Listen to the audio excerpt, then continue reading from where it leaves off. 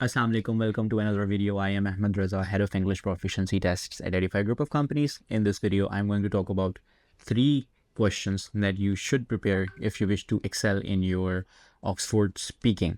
अच्छा, अब बहुत सारी चीज़ें हैं जो कि ऑक्सफोर्ड स्पीकिंग के अंदर होती हैं. प्रेजेंटेशन इन्वॉल्व होती है, फिर ऐसे रिलेटेड क्वेश्चंस होते हैं, फिर आप पे इमेज से रिलेटेड क्वेश्चन आते हैं और शुरू में थोड़े से जनरल क्वेश्चंस भी होते हैं. लेकिन जो सबसे ज़्यादा क्रूशल पार्ट है ना, वो है थर्ड स्टेज, जब वो आपके एसएमएस से क्वेश्चन पूछते हैं.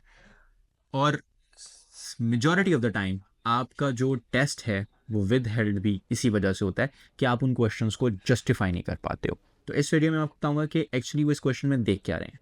प्रॉब्लम ये है, हमारे पास रिसोर्सेज अवेलेबल होते हैं लेकिन हम उनको ध्यान से पढ़ते नहीं हैं, हम उसमें घुसते नहीं हैं, हम देखते नहीं हैं कि what is something which matters to the examiner. Because once you understand that तो बड़ा आसान हो जाता है उन क्राइटेरियाज के ऊपर प्रिपेयर करना. और अगर आप उन सारे क्राइटेरियाज पे पूरे उतर रहे हो तो फिर कोई वजह रह नहीं जाती एग्जामिनर के पास आपको विद हेल्ड करने के लिए.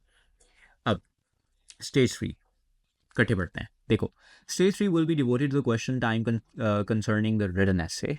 The aim of this stage is twofold. First is to evaluate your spontaneous use of language, and second is to serve as a deterrent to have your essay written by someone else. ये check कर रहे हैं वो कि तुम कितने fluent हो, वो ये चेक कर रहे हैं कि तुम्हारा ऐसे किसी और ने तो नहीं लिखा. इन दो चीज़ों से आपने मतलब these are the two main pillars. तो हमने फ्लुएंटली बात करनी है और हमने ये शोकेस करना है कि yes I know about my ऐसे, तो डरने की ज़रूरत नहीं है. अब ऐसे कैसे शो करना है, ये कैसे शो होगा कि ये आपने खुद ही लिखा है. आगे उन्होंने फर्दर 3 चीज़ें बताई हैं जो कि इसका टाइटल भी था वीडियो का. These are the 3 areas that you need to cover basically. The examiner will focus their questions primarily on the following areas. The first one is the clarification of the facts or opinions presented in the essay. The second is the reflection on the writing process. The personal experience is the third one. अच्छा, नीचे उन्होंने कुछ question suggest किए, उस पर बाद में आते हैं. अब उन्होंने जो क्वेश्चंस पूछने हैं उसको उन्होंने 3 हिस्सों में डिवाइड कर दिया. पहला है क्लैरिफिकेशन ऑफ द फैक्ट्स, कि जो आपने वो आपसे ये पूछ सकते हैं कि लेट्स से एग्री डिसएग्री वाला क्वेश्चन था, तो आपने क्या स्टांस लिया इस ऐसे के अंदर. तो आप बताओगे कि जी मैंने अग्री किया, फर्मली अग्री किया, मैंने आदमी इधर उधर वाली बात नहीं की, मैंने फर्मली अग्री किया और मैंने 4 से 5 पॉइंट जाना वो मैंने अग्रीमेंट के दिए. तो दैट शोज. अब ये फैक्ट बेस्ड क्वेश्चन है, वो चेक कर लेगा कि हाँ इसने लिखा हुआ है कि आई फॉर्मली अग्री अपने थीसिस के अंदर, तो ठीक है. कोई वर्ड पूछ लेगा, आपने यहाँ पे यूज़ किया था तो क्यों यूज़ किया था, आपने उसकी लॉजिक दे दी है, sort of those kind of the questions. तो हर वो चीज़ जो जाकर आपके ऐसे को बैक कर रही है in the terms of the facts, this is going to be the facts based question. तो आपने अगर पढ़ा हुआ है गौर से ऐसे, आपको पता होना चाहिए कि उसमें क्या है. तो that is first thing which you should need to cover. The second is reflection on the writing process. अच्छा, ये मुझे सबसे ज़्यादा लगता है कि टफ होना चाहिए स्टूडेंट के लिए, होता भी होगा. देखो, reflecting on the writing process. अब इसमें ये जो क्वेश्चन है यहाँ पे लिखा हुआ है कि जी if the word count for this essay limit is there anything else you would have liked to include.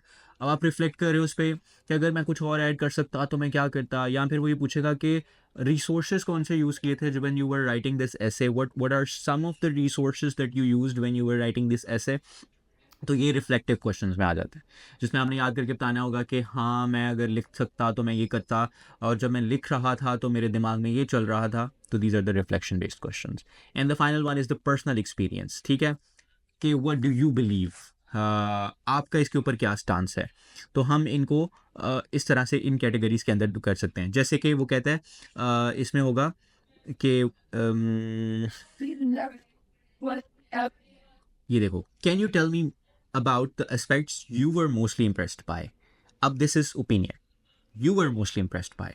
आपने अपना ऐसा लिखा टॉपिक के ऊपर या उस टॉपिक से related, what is something that you were mostly impressed.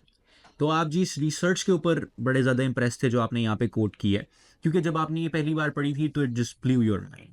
ये आपका ज़ाती ओपिनियन है, वो पूछ रहे हैं कि what was the most interesting factor for that, what was the least interesting factor for that, what is something that you could have changed into it. So these are the sort of the questions. So देखो, मेरा ख्याल है अगर हम इन questions पे भी चलें और इनको ही सिर्फ एग्जॉस्ट कर लें, can you tell me bit more about the sources resources that you have used. तो इस क्वेश्चन के अंदर आप थोड़ा सा रिस्पॉन्ड इस तरह से करते हो कि I have a habit of reading blogs and other books and blogs.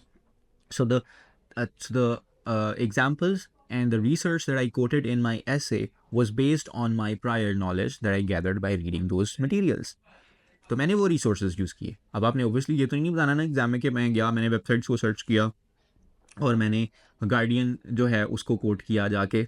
Obviously they are not asking about it, they just asking about how did you come up with this जो आपने लिखा. तो आप बताओगे कि मेरे पास नॉलेज है और मैं उसके बारे में पढ़ता रहता हूँ. अगर कोई टॉपिक आपके इंटरेस्ट से मैच करता है तो आप ये भी बता सकते हो. फॉर इंस्टेंस फ्रीलांसिंग के ऊपर टॉपिक है और आप फ्रीलांसर हो, तो आप ये कह सकते हो कि जी being a freelancer I have immense data on it and I wrote it from my personal experience. ये भी कर सकते हो. अगर आपको भी ऐसी फील्ड से आ गया जो आपकी फील्ड्स के साथ अलाइन करती है तो फिर तो I think it would be a very lucky thing for you. Can you tell me about the aspects you were mostly impressed by. अब इसके अंदर आपने अपने ऐसे के ही वो एस्पेक्ट्स हाईलाइट करने हैं कि जो आपको लग रहा है कि ऐसी इन्फॉर्मेशन मैंने ऐड की है जो बड़ी इंप्रेसिव है, मतलब कोई ऐसी रिसर्च कोड की भी है. The word count for the essay is limited. Is there anything else you would have liked to include in your essay?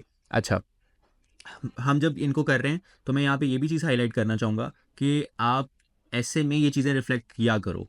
मतलब कि जब आपका ऐसे है ना, उस ऐसे के अंदर कुछ ऐसा एलिमेंट ज़रूर होना चाहिए जो थोड़ा सा इंप्रेसिव हो. उसके अंदर ऐसी चीज़ ज़रूर होनी चाहिए जो थोड़ी सी रिसर्च बेस्ड हो. आप ऐसा डाटा ज़रूर ऐड कर रहे हो जिसको आप किसी रिसर्च से बैक कर रहे हो, किसी न्यूमेरिक वैल्यू से बैक कर रहे हो, ताकि आप बता सको कि this study in it self was very impressive. अच्छा, योर ऐसे अब वो कहता है कि वर्ड काउंट की थी, अगर आप कर सकते what were some of the most surprising facts, ये हमने पहले से बात कर ली है. तो बेसिकली अगर आप सिर्फ इन 3 एरियाज़ को कवर कर लेते हो, क्लैरिफिकेशन ऑफ द फैक्ट्स, आपको पता है कौन सी साइड ली है, कितने आर्ग्यूमेंट्स लिखे हैं, 2 आपने येसेस 2 नोज, मतलब फॉर इंस्टेंस 2 अग्रीमेंट 2 डिसएग्रीमेंट के पॉइंट लिखे हैं, यू शुड नो दैट. तो इस तरह की जितनी चीज़ें ना, अगर आप इसके ऊपर आपकी कमांड है तो आप बड़े अच्छे से जो है वो अपनी स्पीकिंग कर सकते हो और कभी भी आपका विदहल्ड नहीं होगा. In a worst case scenario you have a very limited amount of time to prepare. सिर्फ ये जो क्वेश्चंस हैं सामने जो भी आपको स्क्रीन पर नज़र आ रहे हैं, अगर आप सिर्फ इनको प्रिपेयर कर लोगे ना तो बहुत हद तक आपकी जो है वो तैयारी कंप्लीट है और आप विदहल्ड नहीं होगे. So I hope you will find this video helpful. If you did, let us know in the comment section, because and if you are wondering for any other topic, तो आप बता दिया करो comment के अंदर, ताकि we will keep on making videos on those so we can help you even further. So that was all for this video. Thank you so much for your time. This is Ahmed Raza. Allah Hafiz.